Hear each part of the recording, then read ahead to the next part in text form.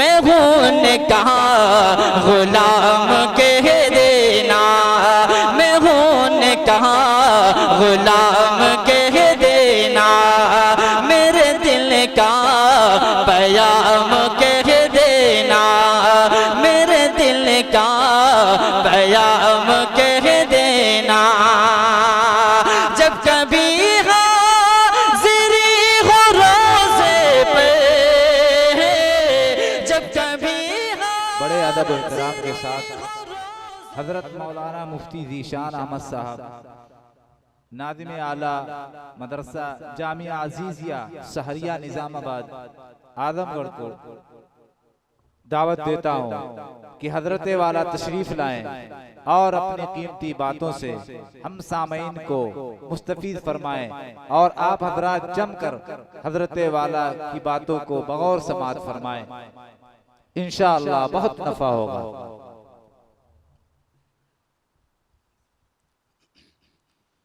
अस्सलामु अलैकुम व रहमतुल्लाहि व बरकातुहू। अल्हम्दुलिल्लाहि व कफ़ा व सलामुन अला इबादिहिल्लज़ीना इस्तफ़ा, अम्मा बाद फ़अऊज़ु बिल्लाहि मिनश शैतानिर रजीम, बिस्मिल्लाहिर रहमानिर रहीम। या बुनय्या अक़िमिस्सलाह व अमुर बिल मारूफ़ वन्हा अनिल मुनकर वस्बिर अला मा असाबक इन्ना ज़ालिका मिन अज़्मिल उमूर। सदक़ल्लाहुल अज़ीम। काबिल कद्र मोहतरम सामीईन, आपका ये मामूली मेहमान आप हजरात से एक दरख्वास्त कर रहा है। मुझे पूरी उम्मीद है कि आप हजरात मेरी दरख्वास्त को कबूल करेंगे, रद्द नहीं करेंगे। और ये दरख्वास्त भी दीनी मजलिस के आदाब व शराइत से मुताल्लिक है। मैं आप हजरात से दरख्वास्त कर रहा हूँ कि जो भी कुर्सी आगे खाली है, लड़कों को छोड़ के जो बड़े हजरात हैं, दीन की मजलिस के आदाब और शराइत की रियायत करके आप हजरात थोड़ी सी ज़हमत कर लें। और इधर भी खाली है, आप हजरात आगे आ जाएं। बहुत मुख्तसर, जितनी देर आप बशासत के साथ सुनेंगे, इंशाअल्लाह जो कुछ अंदर अल्लाह ताला दिल में बात पैदा करेंगे, मैं बहुत मुख्तसर वक्त में कुछ कहने की कोशिश करूँगा। अभी हमारे बाद हजरात पीछे हैं, अगर आपकी शान में गुस्ताखी ना हो तो हर अगली कुर्सी को पुर कर लें। किसी के सामने आगे कोई कुर्सी खाली न रहे और लड़कों को बल्कि पीछे ही रहने दें। वो लड़के आगे रहते हैं या बीच में रहते हैं तो बहुत डिस्टर्ब होता है। इधर वाली भी कुर्सी आप पुर कर लें।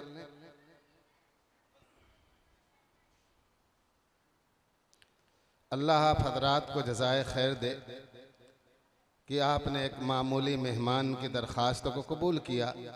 जाहिर है कि ये कबूल करना दीन के तकादे की बुनियाद पर है।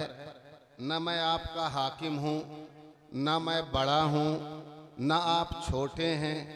सिर्फ आपने यही समझा कि एक मेहमान है और दीनी मजलिस के ईमान के तकादे और सुन्नत की रोशनी में एक दरख्वास्त कर रहा है तो मान लेना चाहिए। अल्लाह ताला इस मानने को और इस अमल करने को हम सब के हक में कबूल फरमाए और इस अमल को पूरे जलसे की कामयाबी का ज़रिया बना दे।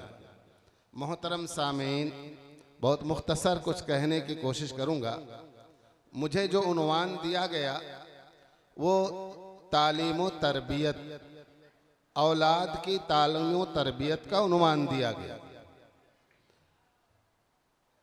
अल्लाह ताला ने इंसान को बड़ी खुसूसियात से नवाजा है। ऐसी सिफात और ऐसी खुसूसियात से नवाजा है जो आम मखलूक के अंदर वो सिफात और वो खुसूसियात नहीं पाई जाती। और इन्हीं खुसूसियात की वजह से ये इंसान सारी मखलूक में सबसे अफजल है, सबसे बेहतर है, सबसे अशरफ है। उन खुसूसियात में से एक खास सा एक सिफत अल्लाह ने एक चीज जो इंसान के अंदर बनाई है, जो किसी जानवर किसी मखलूक के अंदर नहीं बनाई, वो है रिश्ते, वो है ताल्लुक, वो है कराबत। किसी मखलूक में आप वालिदैन, औलाद, भाई बहन, शौहर, बीवी, छोटे बड़े, इस अंदाज के रिश्ते आप किसी मखलूक में नहीं पाएंगे। ये सारे रिश्ते सिर्फ अल्लाह ताला ने इंसानों के अंदर बनाए। दादी, दादा, नानी, नाना, ये सारे रिश्ते आप गौर कर लें, सिर्फ अल्लाह ने इंसानों में जारी किए हैं। और इतना नहीं कि ये रिश्ते अल्लाह ने बनाए, बल्कि इन रिश्तों के साथ अल्लाह ने हुकूक को मुतय्यन किया है, जिम्मेदारी दी। और रिश्ते भी अल्लाह ने दो किस्म के बनाए हैं। एक वो रिश्ते हैं जो अल्लाह ने डायरेक्ट बनाया है, बंदे का उसमें दखल नहीं कि वो रिश्ता कायम करे और रिश्ता ख़त्म कर दे। और बाद रिश्ते वो हैं जिसे बंदा अपने इख्तियार से बनाता है, कायम करता है, और अगर नहीं रिश्ता निभ पाता तो फिर उसे ख़त्म कर देता है।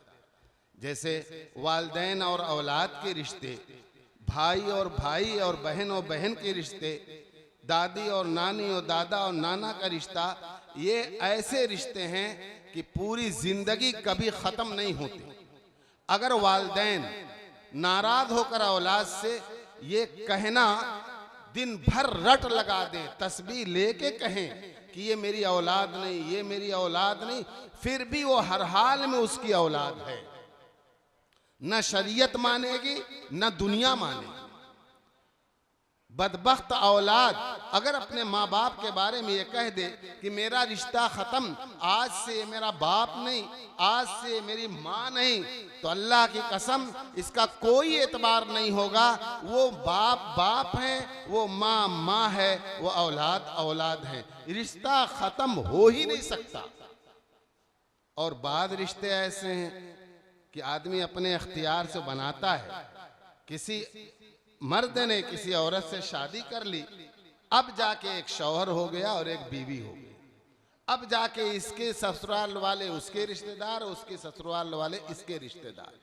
और इस बंदे ने अगर किसी वजह से ख़त्म कर दिया रिश्ता, तो ना अब बीवी है ना वो अब शौहर है। तो ये दो किस्म के रिश्ते अल्लाह ने बनाए हैं। एक वो रिश्ता है जो बंदा अपने इख्तियार से बनाता है, उसे ख़त्म भी कर सकता है। और बाद रिश्ते वो हैं कि इंसान ख़त्म करना चाहे, दावा करे, शोर करे, लिखित दे, लेकिन वो रिश्ते ख़त्म नहीं होते। वो अल्लाह के यहाँ बिल्कुल तय है। और अल्लाह ताला ने इसी रिश्तों की बुनियाद पर हुकूक को मुतय्यन किया है।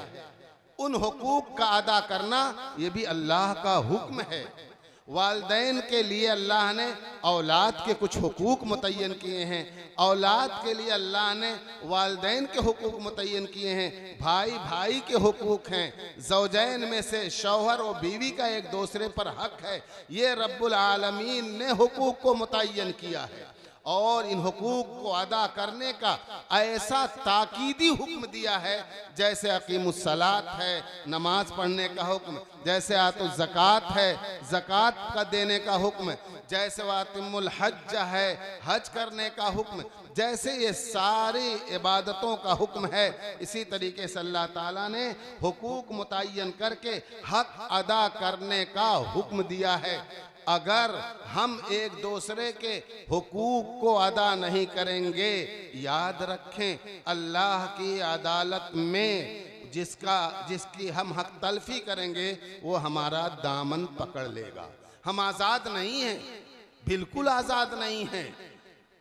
और अल्लाह ताला ने इन्हीं रिश्तों में से एक बहुत नाजुक, बहुत गहरा, बहुत मजबूत रिश्ता वालिदैन और औलाद का करार दिया है। हम सब जानते हैं, वालिदैन कह दें कि मेरी औलाद नहीं, औलाद कह दें मेरे वालिदैन नहीं, ये हो ही नहीं सकता। दुनिया भी नहीं मानेगी और अल्लाह भी नहीं मानेंगे। अल्लाह ताला ने रिश्ता मुतय्यन कर दिया, ये रिश्ता है। लाख नाराजगी के बावजूद झगड़े के बावजूद, इख्तिलाफ होने के बावजूद वालिदैन ने औलाद को भगा दिया है या औलाद ने बदबख्ती से अपने वालिदैन से रुख मोड़ लिया है, अलग रहने लगे हैं, फिर भी जो अल्लाह ने हक मुतय्यन किया है वो हक ख़त्म नहीं होता, उसके बावजूद भी वो हुकूक उन पर बाकी रहते हैं। मैंने अर्ज किया कि इन्हीं हुकूक, इन्हीं रिश्तों में से एक रिश्ता वालिदैन और औलाद का है। मुझे जो हुक्म दिया गया कि वालिदैन पर औलाद के हुकूक क्या हैं, मेरे दीनी भाइयों, ये बहुत बड़ी जिम्मेदारी रब्बुल आलमीन की तरफ से औलाद वालिदैन पर होती है। और ये औलाद बहुत बड़ी नेमत है, इतनी बड़ी नेमत है कि उनसे जाके कोई पूछे जिन्हें अल्लाह ने इस नेमत से महरूम रखा है। मैं जानता हूं, आप हजरात भी जानते होंगे, बहुत से ऐसे लोग हैं जो बाहर बहुत अच्छा पैसा कमाते थे या बहुत अच्छी मुलाजमत थी, लेकिन अल्लाह ताला ने इस नेमत से महरूम रखा था। वो अल्लाह की मसलहत होती है, किसी को ज़्यादा औलाद देते हैं, कम देते हैं, नहीं देते हैं, अल्लाह की तरफ से एक आजमाइश है, अल्लाह ने इसको अपने इख्तियार में लिया है। तो जिन्हें औलाद नहीं है या महरूम हैं, उन्होंने, ऐसे हजरात भी आप जानते होंगे, उन्होंने अपनी मुलाजमतों को ठोकर मार दी, जिंदगी से मायूस हो गए, बाहर अच्छी खासी कमाई ख़त्म कर दी, हौसले टूट गए। वो कहते फिरे, पूरा पैसा लगा दिया इलाज में, और वो कहते फिरते थे बस खाली एक तो हो जाए कौनो तरीके से, कैसो। और ये सही है, उनके अंदर ऐसे जज्बात अंगड़ाई लेते हैं, इतनी तमन्नाएं उभरती हैं, काश कि मुझे कोई एक औलाद मिल जाए तो मेरी गोद भर जाए, मुस्तकबिल संवर जाए, मुस्तकबिल के बारे में कुछ आरज़ुएं बंध जाए, मगर ये अल्लाह की तकसीम होती है। तो मैं अर्ज़ ये कर रहा था कि ऐसे लोगों से जाके औलाद की कद्र पूछनी चाहिए और इस नेमत को समझना चाहिए। इस नेमत की कद्र के लिए और इस नेमत को संवारने और संभालने के लिए रब्बुल आलमीन ने वालिदैन पर बहुत बड़ी जिम्मेदारी डाली है। आप जरा बताएं मुझे, जब हम और आप किसी को किसी काम की जिम्मेदारी देते हैं या कोई अपने जिम्मे कोई काम लेता है, अगर वो काम अच्छाई और खूबी के साथ ना करे, ज़ाब्ते के साथ न करे और उसकी तमाम शक्लों को वो पूरा ना करे, तो हर आदमी नाराज़ होता है और उसे बेवकूफ़ और अहमक करार देता है। वो किसान हो, अगर खेती करता है तो आदमी कहता है बड़ा सलीके से करो, मुलाजमत करता है तो कहता है ज़रा भाई ढंग से करो। कोई भी दुनिया का काम अगर आपके या मेरे ज़िम्मे आ जाए तो हर आदमी ये तवक्को रखता है या उम्मीद लगाता है कि इस काम को ढंग और सलीके से करना चाहिए। इंसान अपनी सारी चीज़ों को अच्छा बनाने की कोशिश करता है। मकान, हर इंसानी फितरत है, मकान अच्छा बनाने की कोशिश होती है। खाना, खुराक, लिबास अच्छे से अच्छे हो, इसकी कोशिश होती है।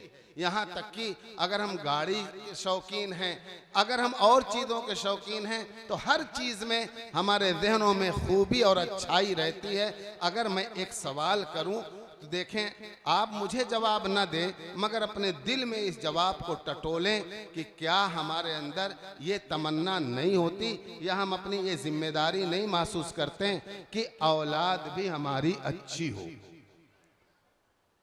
सच ये है कि अगर किसी से ये सवाल कर दिया जाए कि भाई आप चाहते हैं कि हमारी औलाद अच्छी हो, तो शायद वो नाराज हो जाएगा। ये कोई पूछने की बात है, ये सवाल करने की बात है। हर इंसान ये चाहता है कि हमारी औलाद अच्छी हो, मुस्तकबिल की वो लाठी बने, मुस्तकबिल का वो सहारा बने। कोई माँ बाप ऐसे नहीं मिलेंगे जो अपने औलाद के बारे में ये तमन्ना रखते हों कि चोर हो, शराबी हो, लुक्खा हो, बदमाश हो, बेदीन हो, लुहेड़ा हो, एकदम बिल्कुल जाहिल हो, कुछ न जानता हो। दुनिया में कोई माँ बाप आपको ऐसा नहीं मिलेगा जो अपने औलाद के बारे में इस किस्म की तमन्ना रखते हैं। लेकिन अजीब चीज है, जरा देखें कि हर माँ को और हर बाप के अंदर ये तमन्ना पेवस्त रहती है, इस कदर शौक और ख्वाहिश रहती है, ऐसी आरजू रहती है, वो कहता फिरता है। बसा औकात हम लोगों से साबका किसी का पढ़ता है, मुफ्ती साहब बड़ी तमन्ना है, हम तो सोचे हैं इंशाअल्लाह अपने लड़के का हाफिज, मौलवी, मुफ्ती जितना पढ़ाना होगा सब पढ़ाएंगे। ऐसे भी वाकयात पेश आए। मैंने समझा कि दाखिला लेने के लिए ऐसा कह रहे हैं। मैंने पूछा अच्छा कितने साल का लड़का है? नहीं अभी तो मुफ्ती साहब 1 साल का है। तो 1 साल के लड़के के बारे में इतनी तमन्नाओं का इजहार कि वो मुफ्ती मौलाना सब बना दिया। ये अर्ज करने का मेरा मकसद ये है कि हर आदमी के अंदर अपनी औलाद के तई बहुत सी तमन्नाएं होती हैं और उसका वो इजहार भी करता है। और ये चीज कहीं आप नहीं मिलेंगे कि किसी के दिल में अपनी औलाद के सिलसिले में बुरा ख्याल हो, जाहिल बनाने का या गंवार बनाने का या और दूसरी खराबियों के साथ उनकी औलाद परवरिश पाए। किसी के अंदर ये जज्बा नहीं हो सकता, हो ही नहीं सकता। इसलिए कि अल्लाह ताला ने वालिदैन ही ऐसी एक जात है जिसके अंदर खालिस औलाद के हक में बेगरज बेलौस मोहब्बत डाली है। वालिदैन अपने औलाद के तई किसी लालच में नहीं होते, उनकी तमन्ना बिल्कुल खालिस होती है, मेरी औलाद मेरी नूरे नदर लखते जिगर, ये मेरी आंखों की ठंडक बन जाए और दिल का सुरूर बन जाए, ये तमन्ना रहती है। हर शख्स को तमन्ना रहती है। तो ये बात अगर सही है और सच है, कोई इसका इनकार नहीं कर सकता। तो एक सवाल पैदा होता है, जिस चीज की तमन्ना हर एक को रहती है, क्या वो तमन्ना पूरी होती है? कोई माँ बाप ऐसा है, कोशिश भी है, बहुत कोशिश होती है, अच्छी ग़िज़ा, दवा, इलाज, सारी कुर्बानियां। बसा औकात बाप एहसान जतलाते हुए अपनी औलाद से कहता है या अपनी औलाद के लिए कहता है कि पूरी जिंदगी में बाहर, अरे इसीलिए तो औलाद ही के लिए तो कमाया जाता है, अगर उनके लिए हम कुछ नहीं बनाएंगे तो गोया हमने कुछ नहीं किया। ऐसे जज्बात से भरे दिल, जरा मुझे बताएं कि क्या हर एक के जज्बात पूरे होते हैं? क्या हर एक की तमन्ना पूरी होती है? बल्कि आगे बढ़ के मैं जवाब दूं तो ये कह दूंगा शायद 5% आज के ज़माने में वो औलाद लायक औलाद बनती हो जो अपने वालिदैन के लिए दुनिया और आखिरत दोनों जगहों में कामयाबी का जरिया बने। वरना 95% जब ये लखते जिगर नूरे नदर जब जवान होता है, अपने पैर पे खड़ा होता है, तो वालिदैन को 95% वालिदैन को शिकायत होती है और औलाद वालिदैन के बागी होते हैं। अगर दुनियावी एतबार से भी बागी ना हो तो भी आखिरत और दीन के एतबार से वो नाकारा होते हैं। हम सब अपनी निगाहों से देखते हैं वो जज्बात हमारे कहाँ चले जाते हैं कि हमारी ख्वाहिश थी कि हमारी औलाद नेक बने, मगर हमारे सामने वो औलादें नमाज छोड़ती रहती हैं, वो औलादें दीन के सिलसिले में कोई इल्म नहीं रखती, उन्हें मालूम भी नहीं रहता कि ईमान क्या है। शायद मेरे इस जुमले पर ताज्जुब हो, लेकिन फिर मैं दोबारा कहता हूं कि उन्हें एहसास भी नहीं होता कि अकीदा क्या है, ईमान क्या है, हम क्यों पैदा हुए हैं, हमारा मकसद क्या है, हमारे अंदर निखार कैसे पैदा होगा, एक इंसान बेहतरीन इंसान अल्लाह और रसूल के नज़दीक कैसे बनेगा, उन्हें मालूम भी नहीं रहता। अब जरा हम खड़े हो जाएं, अदालत में आए, हमारी औलाद नाकारा, सब कुछ जो कुछ सोचा था पानी में मिल गया, एक तरफ मैं हूं, एक तरफ औलाद हैं, हम आपसे पूछते हैं कसूर किसका है? बताएं, फैसला करें। याद रखें, अगर हम औलाद की सही तरबियत करना चाहते हैं, रब्बे दुल जलाल की कसम, खालिके कायनात की कसम, दीन इस्लाम इस कदर कामिल और मुकम्मल है कि वो पूरा निज़ाम इस्लाम ने दिया है, पूरी तरतीब बताया है। जब से बच्चा दुनिया में आता है तब से लेकर उसके बालिग होने तक जितने मरहले से वो बच्चा गुजरेगा, उन मरहले में उन बच्चों पर कैसे कैसे मेहनत करनी चाहिए, शैतान से कैसे बचाना चाहिए, गलत माहौल से कैसे बचाना चाहिए, इसके दिलो दिमाग में क्या भरना चाहिए और किससे महफूज रखना चाहिए, सरकारे दो आलम सल्लल्लाहु अलैहि वसल्लम ने और अल्लाह ताला के फरमान में ये बड़ी वजाहत के साथ लिखा है कि वालिदैन को अपनी औलाद पर कैसे मेहनत करना चाहिए। अगर हम वैसी मेहनत नहीं करते, सारे जज्बात झूठे हैं, सारी तमन्नाएं गलत हैं, ये जज्बात तो तमन्नाएं ना हमें दुनिया में काम आएंगी ना आखिरत में काम आएंगी। मैं आजमगढ़ का इसी जो हम अपना एक जोम रखते हैं ना कि आजमगढ़ बहुत पढ़ा लिखा इलाका है, तरक्की याफ्ता है, सच है भी और जगहों के एतबार से। मगर एक वाकया सुनाऊं, मैं यकीन के साथ कहता हूं, अगर हम ईमान वाले हैं और सच में हैं तो हमारा दिल हिल जाएगा। आजमगढ़ का वाकया बताता हूं। एक गांव में जमात गई हुई थी। उस जमात वाले बेचारे दर दर की ठोकरें खाते रहते हैं, इनको पकड़ के उनके पकड़ के दीन की बात, दीन की रमक पैदा करने की कोशिश करते हैं। एक नौउमर लड़के से पूछा कि बाबू, हमारे नबी सल्लल्लाहु अलैहि वसल्लम का नाम क्या था?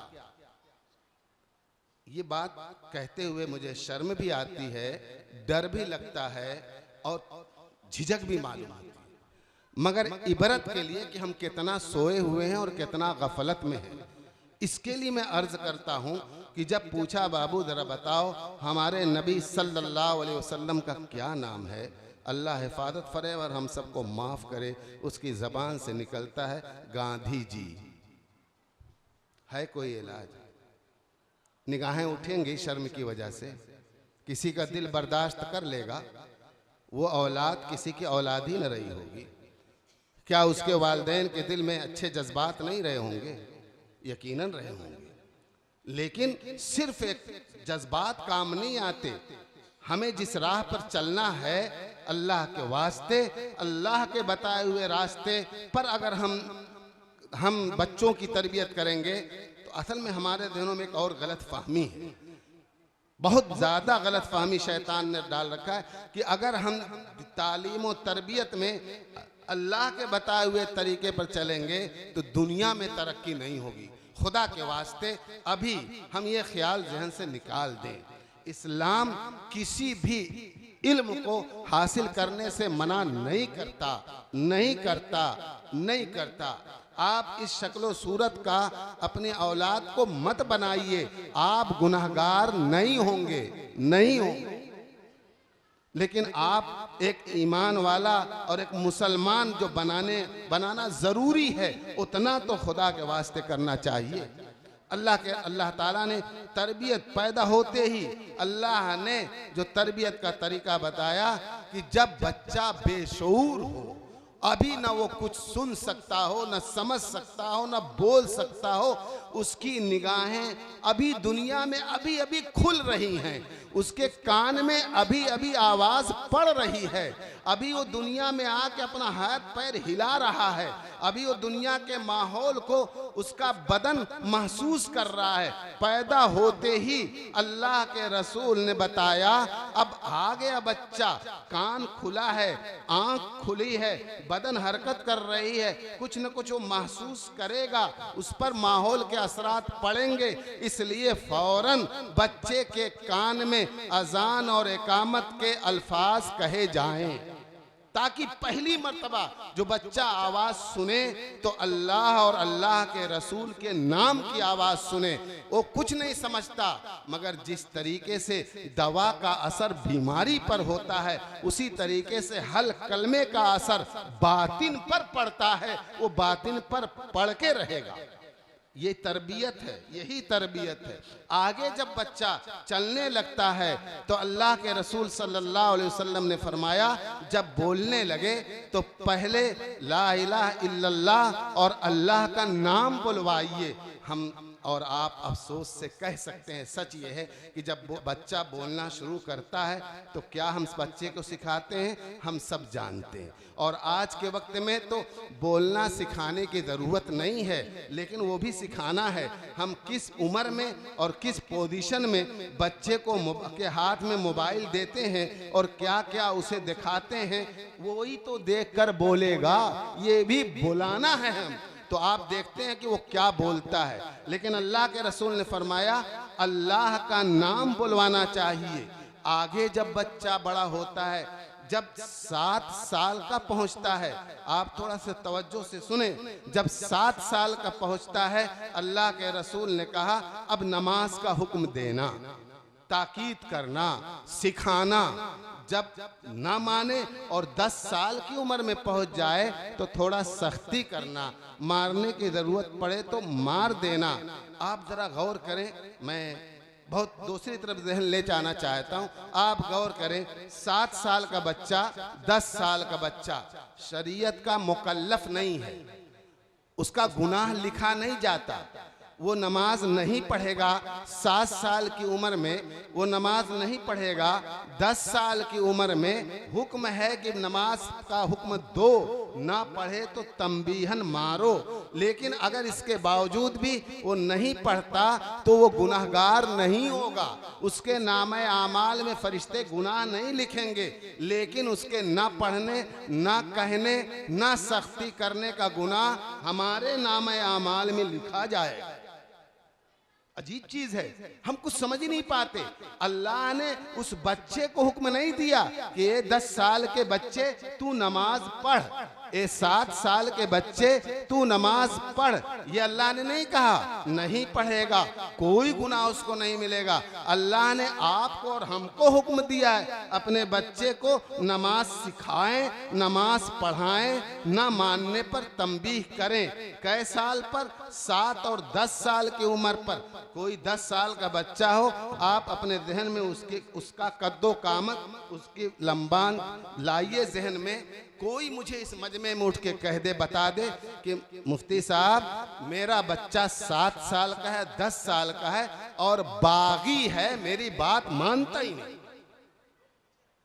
7 साल की उम्र में, 10 साल की उम्र में, मैं यकीन के साथ कहता हूं कोई ऐसा बच्चा नहीं मिलेगा आपको कि माँ बाप अगर सख्ती से ताकीद के साथ कोई काम कहें और वो ना करे। हमारी शिकायतें कब होती हैं? हम हाथ पैर क्यों फेंक देते हैं? हम मफलूज क्यों होते हैं? हम अपना उज्र क्यों कब पेश करते हैं? जब बच्चा जवान हो जाता है तब दूसरों से कहते हैं अरे हाफिजी, इमाम साहब, मुफ्ती साहब तनियों का समझावा, बहुत कही थे नमाज ना पढ़ते। जी, आप इस वक्त बरी नहीं हो पाएंगे। आप उस वक्त बरी होंगे कि 7 साल की उम्र में जब बच्चा मानने की उम्र में था, 10 साल की उम्र में जब बच्चा मार से डर की पोजीशन में था, अगर हमने उस वक्त अपने फर्ज को अदा किया होता और अब बालिग होने और बड़े होने के बाद वो बिगड़ जाता तो हम माजूर थे, अल्लाह भी हमारी गिरफ्त नहीं करते। मगर अगर हमने 7 और 10 साल की उम्र में उससे लापरवाही की और इस लापरवाही के नतीजे में बच्चे के अंदर ना ईमानी शऊर पैदा हुआ, ना इस्लामी गैरत पैदा हुई, ना नमाज की अहमियत आई, ना नमाज के उसके अंदर किसी किस्म की फजीलत का एहसास है, ना जिम्मेदारी का एहसास है, अगर हमारी कोताही की बुनियाद पर वो 7 और 10 साल की उम्र में नमाज का आदी नहीं बन सका, फिर पूरी उम्र बड़े होने के बाद जब जब भी वो नमाज छोड़ेगा उसके छोड़ने का गुनाह उसे बालिग होने के बाद मिलेगा। मगर यकीन कीजिएगा आखिरत में बच्चा उठेगा और यूं दामन अल्लाह की अदालत में अल्लाह की कसम पकड़ लेगा और अल्लाह से सवाल करेगा, मेरे रब मैं जाहिल रहा, मेरे रब मैंने नमाज की फजीलत और अहमियत नहीं जानी, मेरे रब मैंने तुझे पहचाना नहीं और इसका कसूर है अल्लाह, ये मेरे माँ बाप खड़े हैं, कभी नहीं मुझको बताया कि बेटे तेरी ये जिम्मेदारी है, कभी नहीं मुझे समझाया कि बेटे तू मुसलमान है और ईमान वाले के घर पैदा है, देख नमाज ऐसे पढ़ी जाती है और नमाज इतना जरूरी है। वो बच्चा पकड़ेगा। मैं यकीन के साथ कहता हूँ आप दिल पे हाथ रख रखें, अल्लाह की अदालत होगी, हमारा दामन होगा, हमारी औलाद का हाथ होगा और एक सवाल होगा और उस सवाल से हम बरी नहीं हो पाएंगे। वो बच्चा ये भी कहेगा, ए मेरे अल्लाह, खिलाता था बेहतरीन, पिलाता था बेहतरीन, मेरे हर शौक और हर खुशी को इसने पूरी किया, मेरे रब, मगर मेरी मंजिल का इसने पता नहीं दिया। कौन सी मोहब्बत है? अगर एक कोयले का अंगारा हो और एक गुलाब का फूल हो और बच्चा कोयले के अंगारे की तरफ लपक रहा हो, कौन माँ बाप ऐसे हैं जो मोहब्बत में कहें नहीं रहने दो, मेरे बच्चे को मत रोको। बच्चे को रोकेंगे, मना करेंगे, वो रोएगा, उसकी रुलाई की परवाह नहीं करेंगे, उसी की मोहब्बत में उसकी रुलाई की परवाह नहीं करेंगे। क्यों? इसलिए कि माँ बाप जानते हैं ये कोयला उसे जला देगा, बेटा नहीं जानता कि ये कोयला मेरे हक में नुकसानदेह है। तो अगर हम ये बात समझते हैं तो जब बच्चा और थोड़ा बड़ा होता है, तो जब वो राहें बदलता है, तो माँ बाप जानते हैं कि ये गलत राह है, उसके बावजूद लापरवाही क्यों करते हैं? मामूली चीज नहीं है। हर चीज को हमने अच्छा बनाया, हर चीज को हमने अच्छा बनाया और पहले से ज्यादा हर चीज अच्छी हो गई। जरा मुझे बताएं, अपनी औलाद को अच्छा बनाया कि नहीं बनाया? ईमान नहीं मालूम? कुरान सर्वे कर लें, आप सर्वे कर लें अपने गांव में जितने बच्चे 15 साल से कम हैं, पूछिए नाजरा किसका मुकम्मल हुआ है। अल अमान वल हफीज, अल्लाह ताला हम सब की हिफाजत फरमाए। इस जोम में ना रहें कि हमारे ऊपर कोई जिम्मेदारी नहीं। हम अपने औलादों को बिल्कुल नाकारा दीनी एतबार से बना रहे हैं, हर एतबार से बना रहे हैं। पढ़ाई का जोम है, यही सर्वे कर लें दुनियावी एतबार से कितना आगे चल रहे हैं। हमें तो पहले ये रोना होता था कि दीनी तालीम हासिल करने वालों की तादाद कम है, हुफ्फाज की कम है, लेकिन सच ये है कि पहले से ज़्यादा है। पहले तो गांव में मस्जिदों में अलमतरा की तरावी होती थी और हाफिज कहीं से आते थे। अब अल्हम्दुलिल्लाह आजमगढ़ के तकरीबन तमाम गांव में हुफ्फाज बाहर जाते हैं तरावी पढ़ाने के लिए, मस्जिदें नहीं मिलती। लेकिन आगे मैं कहता हूँ, आप देख लें कि पहले कितने डॉक्टर थे, अब कितने डॉक्टर हुए। पहले कितने इंजीनियर थे, अब कितने। सर्वे कर लें, पहले की बनिस्बत डिग्री वाले कितने हैं? बहुत कम हैं, बहुत कम हैं। और पढ़ाई का माहौल मालूम होता है कि सब के सब कहीं आसमान पे चले जाएंगे। आखिर क्या हो रहा है? सारा पैसा हम खर्च कर रहे हैं, ना दुनियावी तालीम सही हो पा रही है, ना दीनी तालीम सही हो पा रही है। इसकी जिम्मेदारी वालिदैन पर होगी। हमने सोचा कभी? वजह यह है, सही बताऊं, हमने और मखलूक की तरह अपनी औलाद के सिलसिले में इतनी जिम्मेदारी हमने समझा कि इन्हें खिला दिया जाए और इन्हें पहना दिया जाए और इनके साथ दवा इलाज जो कर दिया जाए। इसके अलावा इंसान की खूबी, इंसान की मजबूती, इंसानियत का हुस्न, इंसान कैसे बड़ा बनता है, उसके अंदर इंसानियत कैसे आती है, उसके जज्बात अच्छे हो जाएं, उसकी फिक्रें सही हो जाएं, उसकी तमन्नाएं नेक हो जाएं, वो अपने पैदाइश का मकसद समझे, आखिरत जो आखिरी मंजिल है उसकी तैयारी करे। इस किस्म की अगर जिन वालिदैन के अंदर फिक्र नहीं होगी, वो अपने वालिदैन के साथ याद रखें, मोहब्बत करने वाला नहीं है, वो अपने वालिदैन औलाद के साथ मोहब्बत करने वाला नहीं, दुश्मनी करने वाला है। अंजाम और आखिरत के एतबार से आज हमारी नहीं समझ में आता, कल वही औलाद हमारा दामन पकड़ेंगे, तब हमें समझ में आएगा कि हाँ, हम इनके दुश्मन हैं या ये हमें दुश्मन समझ रहा है। किस गफलत में है हम? साल गुजरता है, हम अपने घर से गाफिल हैं क्या? हम नहीं देखते कि हमारी औलादों के अंदर किसी किस्म की का दीनी असर है कि नहीं, इंसानियत आ रही है कि नहीं। ये बहुत बड़ी बात है। कुरान ने कहा था, वला तक़्तुलू औलादकुम मिन इमलाक, अपनी औलादों को मुफलिसी की डर की वजह से कत्ल मत करो, दुनिया की वजह से अपने औलाद को कत्ल मत करो। एक कत्ल है जिस्मानी कत्ल और एक कत्ल है रूहानी कत्ल। उसे रूहानी तौर पर एकदम कत्ल कर दिया जाए, उनके अंदर कोई रूहानियत पैदा ही ना की जाए, बस वो एक आम जानवर की तरह जानवर रहकर जिंदगी गुजारे। और हम ये सोचें कि हमारा बच्चा हर एतबार से काबिल हो, लायक हो, इस खालिस तमन्ना से कुछ नहीं होने वाला है। अगर हम दुनिया के लिए, दुनिया की वजह से, दुनिया के लिए अपनी औलाद को दीन की तरफ नहीं मायल कर सकते, दीनी तालीम नहीं दे सकते, तो ये औलाद की रूहानी औलाद का कत्ल है। और सबसे बड़ी जिम्मेदारी मैं बता रहा हूँ, वालिदैन के ऊपर औलाद की तालीम और तरबियत का है। मैं एक आयत पढ़ता हूँ कुरान करीम में, अल्लाह ताला ने लुकमान हकीम के चंद उनके बातों को अल्लाह ताला ने नकल किया जो औलाद के बारे में है। देखें अल्लाह ताला ने, अब हमसे अल्लाह ताला कह रहे हैं कि एक बंदे को अपने बेटे से क्या कहना चाहिए। लुकमान हकीम ने अपने बेटों को कैसे कैसे समझाया था। अल्लाह ताला ने इरशाद फरमाया, कलाम पाक में है, लुकमान हकीम ने कहा, या बुनैया ला तुशरिक बिल्लाह, ऐ मेरे बेटे अल्लाह के साथ किसी को शरीक मत ठहराना। इन्न शिरका लजुल्मुन अज़ीम, शिर्क बहुत बड़ा जुल्म है। यहाँ लुकमान हकीम ने अपने बेटे को सही अकीदा सिखलाया। अकीदा और ईमान दुरुस्त हो जाने के बाद अल्लाह की कुदरत दिखाया। या बुनैया इन्नहा इन तको मिस्काल हब्बतिन मिन खरदलिन, ऐ मेरे बेटे अगर जर्रा बराबर भी कोई चीज़ आसमान में हो, ज़मीन में हो, कहीं छुपी हुई हो, अल्लाह की कुदरत में है। अल्लाह ताला उसे जानता भी है, उस पर कुदरत भी रखता है, उसको लेके चला भी आएगा। आगे अल्लाह ताला ने लुकमान हकीम ने अपने बेटे से क्या कहा, आप ज़रा गौर करें। अल्लाह ने हमें यही हुक्म दिया है, मैं बस इतनी कहना चाहूँगा, हम इस पर अमल कर रहे हैं कि नहीं कर रहे हैं। लुकमान हकीम ने कहा, या बुनैया अकीमिस सलाह, ये कुरान की आयत है। या बुनैया अकीमिस सलाह, ऐ मेरे बेटे नमाज कायम करो। कितना हमको फिक्र है, हम दूसरों से ना कहें, अपने बारे में सुने।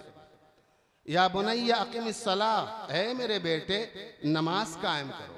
व अमुर बिल मारूफ, अपने बेटे ही से कह रहे हैं, ऐ बेटे भलाइयाँ फैलाओ, भलाइयों का हुक्म दो, खैर और भलाई और अच्छाई का जरिया बनो। वन्हा अनिल मुनकर, बुराई से रोको, बुराई सिमटे, बुराई खत्म हो, ऐसा अपने आप को बनाओ। वन्हा अनिल मुनकर, और देखो बेटे ऐसा करने में ना मुसीबतें भी आती हैं, ताने भी सुनने पड़ते हैं, तंज भी लोग करते हैं, बहुत कुछ परेशानियां आती हैं। अल्लाह ने कहा, लुकमान हकीम कहते हैं अपने बेटे से, वस्बिर अला मा असाबक, इन चीज़ों पर, नमाज कायम करने पर, भलाइयाँ फैलाने पर, बुराइयों को रोकने की कोशिश पर, अगर मुसीबत आए, परेशानी आए तो इस पर जमे रहो। वस्बिर अला मा असाबक इन्न ज़ालिका मिन अज़्मिल उमूर, बहादुरी का काम ये है, पुख्ता और हिम्मत वालों का काम ये है, करने के काम ये हैं। हमने कभी सोचा, कभी ये ज़हन में आया कि यार हम अपनी औलादों को क्या क्या बताना चाहिए? कुछ नहीं, आज़ाद हैं, वो जैसे चाहें आएं। याद रखें, हर आदमी निगरां और जिम्मेदार है, और हर आदमी को उसके मातहतों के बारे में अल्लाह के यहाँ पूछ होगी। सरकारे दो आलम सल्लल्लाहु अलैहि वसल्लम ने इरशाद फरमाया, कुल्लुकुम राइन व कुल्लुकुम मसऊलिन अन रइयतिही, कि हर एक निगरां और जिम्मेदार है और हर एक से उसके मातहतों के बारे में पूछ होगी। वालिदैन से भी औलादों के बारे में पूछ होगी। या रब्बल आलमीन, हम अल्लाह से दुआ करें कि अपने औलाद के हुकूक अदा करने की अल्लाह तौफीक अता फरमाए। हुकूक क्या है जानने की तौफीक भी, और हुकूक अदा करने की भी तौफीक अता फरमाए। पहले वालिदैन औलाद के हुकूक अदा करें, फिर औलाद वालिदैन के हुकूक अदा करेंगे। पहले हम ही गोल हो जाते हैं तो बाद में वो क्यों गोल नहीं होंगे, वो क्यों लंबे होंगे? या ऐसा उम्मीद रखना बेकार सी बात है। अल्लाह के रसूल ने फरमाया, अगर किसी की वजह से अल्लाह की नाफरमानी की जाती है तो अल्लाह उस चीज़ को उस पर मुसल्लत कर देते हैं। आज हम अपनी निगाहों से देख सकते हैं वालिदैन औलाद की वजह से अल्लाह की नाफरमानी करते हैं तो वही औलाद उन पर मुसल्लत कर दिए जाते हैं। अल्लाह को औलाद की वजह से हमने नाराज़ किया तो आज औलाद वालिदैन को नाराज़ कर रहे हैं। ये तो अल्लाह के रसूल ने फरमाया है। इसलिए अगर औलाद को हम अपना हकीकत में सुकून का ज़रिया, दुनिया और आखिरत में कामयाबी का ज़रिया बनाना चाहते हैं तो हम औलाद के हुकूक अदा करें। अल्लाह ताला हम सब को इतनी समझ नसीब फरमाए कि औलाद की सही तालीम और तरबियत की हमें तौफीक दे। व आखिर दावाना अनिल हम्दुलिल्लाहि रब्बिल आलमीन।